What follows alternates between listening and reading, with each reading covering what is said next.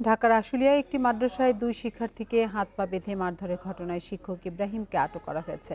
সোমবার রাতে আশুলিয়া শ্রীপুরের জাবালে নূর মাদ্রাসা থেকে তাকে আটক করে পুলিশ। সামাজিক যোগাযোগ মাধ্যমে ভাইরাল হয় নির্যাতনের ভিডিওটি। এতে দেখা যায় প্রথমে এক ছাত্রকে হাত পা বেঁধে নির্যাতন করা হয়, এক পর্যায়ে সে মাটিতে লুটিয়ে পড়ে। এরপর আরেক ছাত্রকে একইভাবে মারধর করা হয়, সে দৌড়ে পালিয়ে যায়। ভিডিও ভাইরাল হওয়ার পর ঘটনাটি আমলে নিয়ে ইব্রাহিমকে আটক করে পুলিশ। তবে এ ঘটনায় কোনো মামলা হয়নি বলে জানিয়েছে পুলিশ। এ বিষয়ে আরো জানাতে সাভার থেকে আমাদের সাথে সরাসরি যুক্ত হচ্ছেন সহকর্মী রুবেল আহমেদ। রুবেল, অভিযুক্ত শিক্ষক ইব্রাহিম ছাড়া আর কাউকে আটক করা হয়েছে কিনা এবং সবশেষ পরিস্থিতি জানাবেন যে মামলা হয়েছে কিনা এই ঘটনায় এখনো?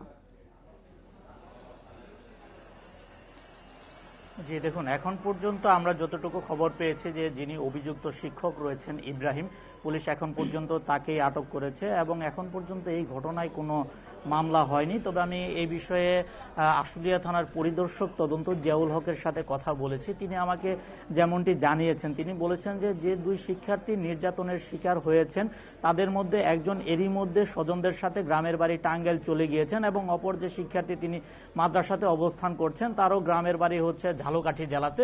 তো দুটি শিক্ষার্থীর স্বজনদের সাথে পুলিশের পক্ষ থেকে যোগাযোগ করা হয়েছে, তাদেরকে অনুরোধ করা হয়েছে তারা এসে যদি এই ঘটনায় যদি কোনো লিখিত অভিযোগ বা মামলা দায়ের করে সেক্ষেত্রে পুলিশ কিন্তু তদন্ত করে যথাযথ আইনি ব্যবস্থা নেবে এবং মামলা দায়েরের পরে কিন্তু পুলিশ এই বিষয়ে বিস্তরভাবে তদন্ত শুরু করবে এই ঘটনার সাথে আরো কেউ জড়িত আছে রুবেল, কিনা। এটা তো গেল পরিবারের পক্ষ থেকে মামলার বিষয়টি, মাদ্রাসা কর্তৃপক্ষ কি বলছে এই বিষয়ে?